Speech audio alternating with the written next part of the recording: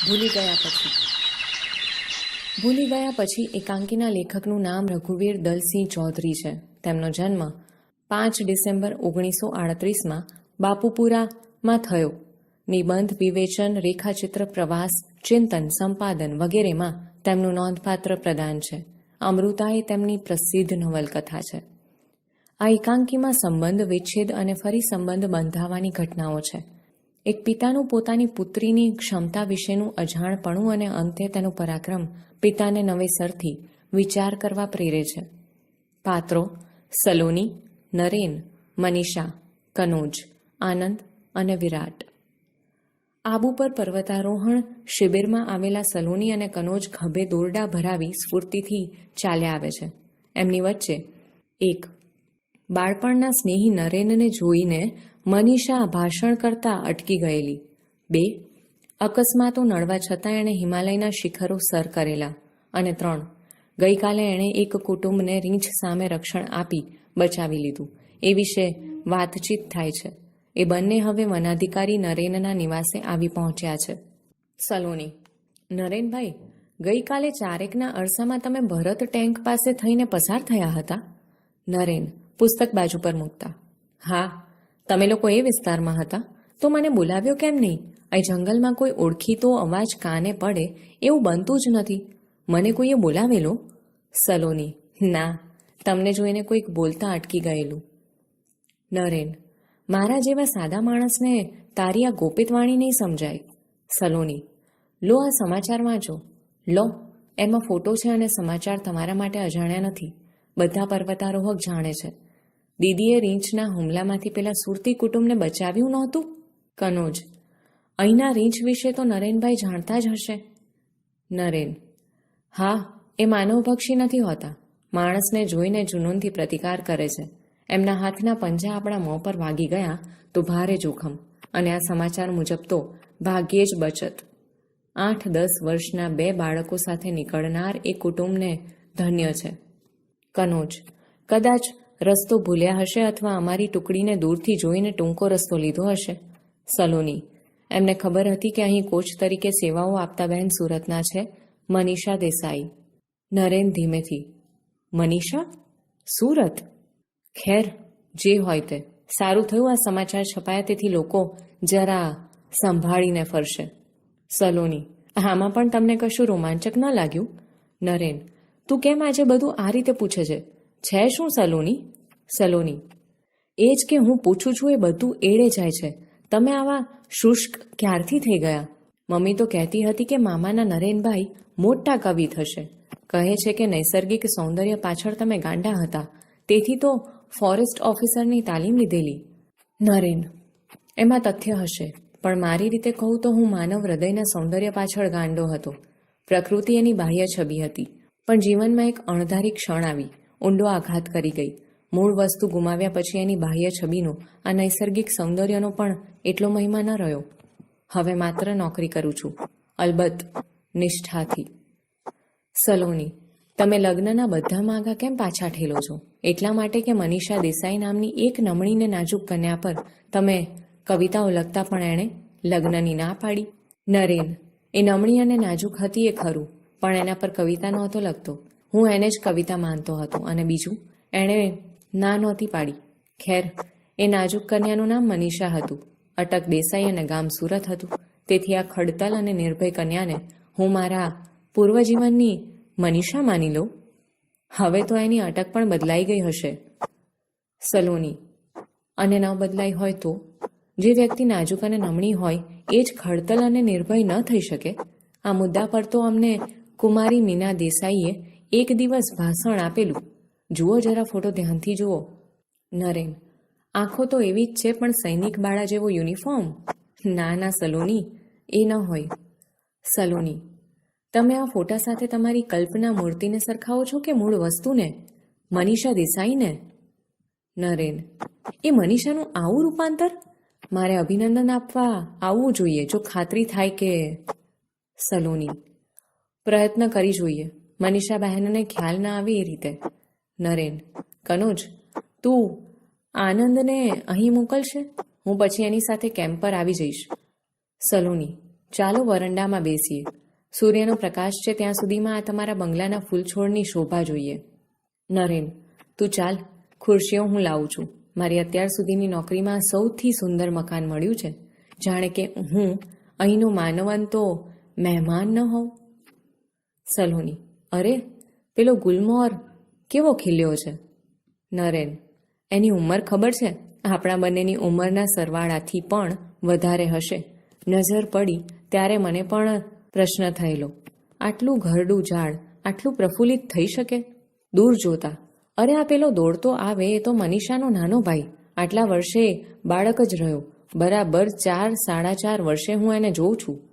સલોની, હવે કંઈ બાકી છે ખાતરી કરી લેવામાં? નરેન, હા, મૂળ વસ્તુ, મનીષાનું મન. સલોની, તમને દૂરથી જોતા જ જેની વાણી ખોવાઈ ગયેલી, તેના મન વિશે બાતમી આપનાર મારાથી ચડિયાતું તમને મળવાનું નથી. એ તમને ચાહે છે. એના પ્રેમમાંથી જ એનું આ શૌર્ય જાગ્યું હશે. નરેન, શક્ય છે. આવ આનંદ, કેમ આમ દોડતો આવ્યો? સલોની, અહીં આવ્યા પછી એ ચાલવાનું ભૂલી ગયા છે, બસ દોડે છે. આનંદ, આજે તો કારણ પણ હતું. કનોજે કહ્યું કે મને અહીં બોલાવ્યો છે. તમને મળીને પાછું બસ સ્ટેન્ડે જવું છે. તાર હતો, પપ્પા આવવાના છે. હું અને દીદી એમને લેવા જતા હતા ત્યાં કનોજે અમારી કાર રોકી અને એ મારી જગાએ ગયો. નરેન, પણ તારા પપ્પા આમ એકાએક?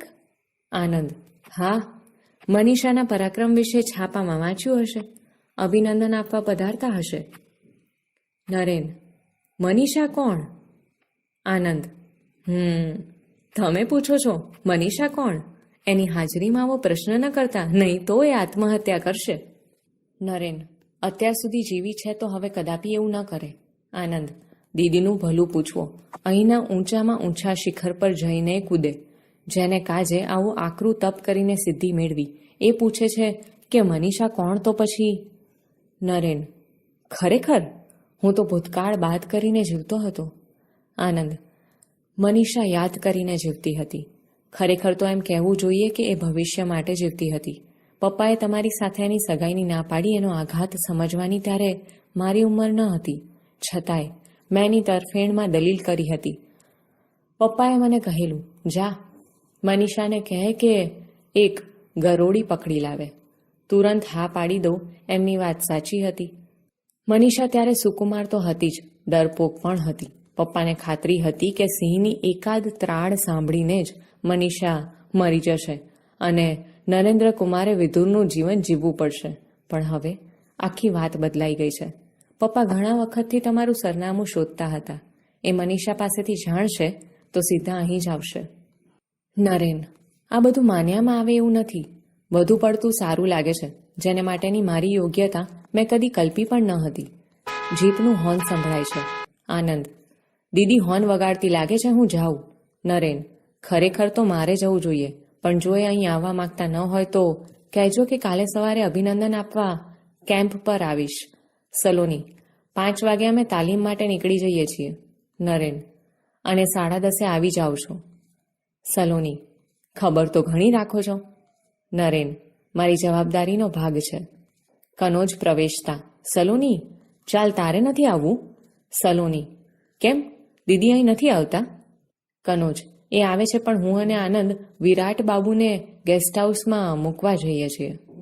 સલોની, એમને નરેન્દ્રભાઈ વિશે કશી ખબર નથી? કનોજ, દીદીએ કશું કહ્યું નથી. સલોની, તો જીપ અહીં કેમ લાવ્યા? કનોજ, આનંદ અને તને લેવા. ચાલ, આવજો નરેનભાઈ. નરેન, આવજો. સલોની અને કનોજ જાય છે. નરેન થોડાક ડગલા ચાલે છે. જીપ ઉપડવાનો અવાજ. અરે, એક માણસને મૂકીને જીપ ઉપડી ગઈ. શું એને માટે એમાં જગા નહીં હોય કે? એ મનીષા હશે. અહીં જ આવે છે. સામે જતા, આવ મનીષા, આ છોકરાઓએ ભૂમિકા તૈયાર કરી ન હોત તો હું તને ઓળખી શક્યો ન હોત. તું તો જાણે કે સુંદરીમાંથી શક્તિ બની ગઈ છે.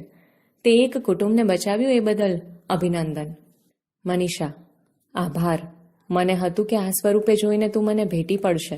નરેન, તું પહેલાં એટલી સુકુમાર હતી કે આવેશથી ભેટી પડતા સંકોચ થાય, અને હવે તું એવી દીપ્તિવંત લાગે છે કે તારા તેજની અદબ રાખવાનું મન થાય.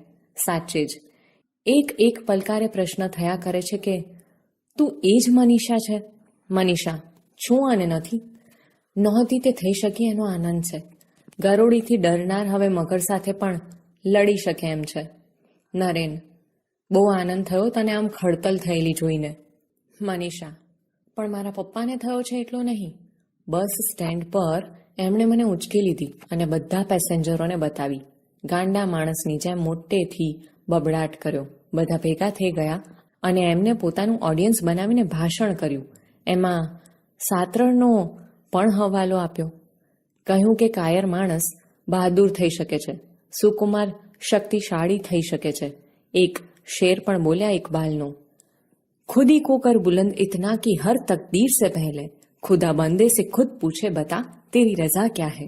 નરેન: વાહ, હું ત્યાં હાજર હોત તો તારી પ્રશંસા સાંભળીને ધન્ય થઈ જાત.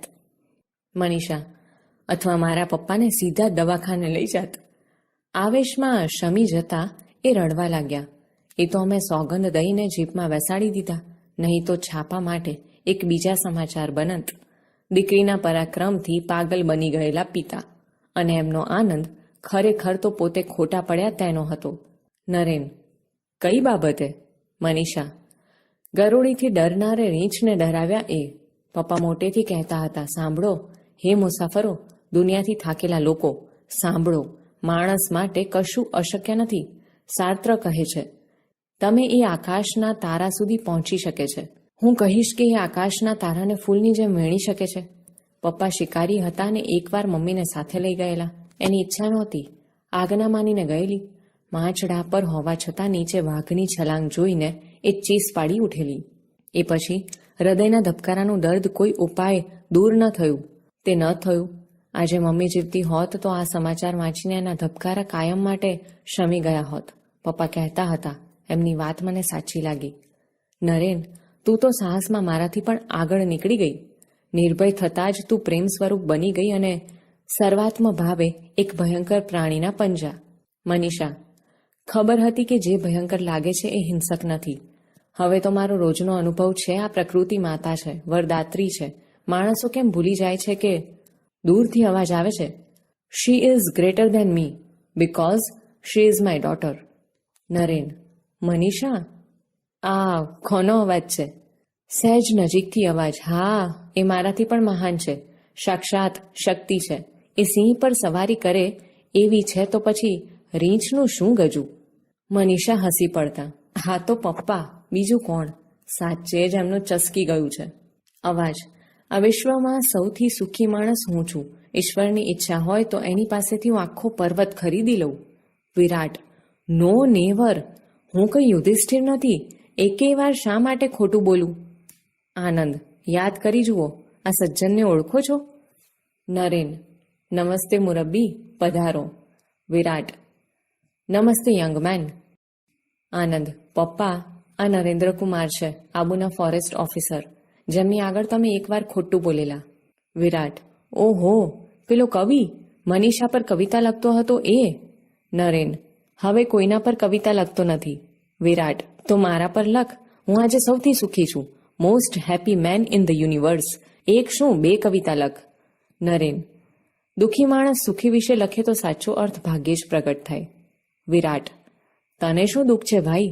આ મારી પરી જેવી નાજુક છોકરી તારું નામ રટીટીને તપ કરતી રહી અને એક પછી એક શિખર જીતતી રહી ને તું તારી જાતને દુઃખી માને છે?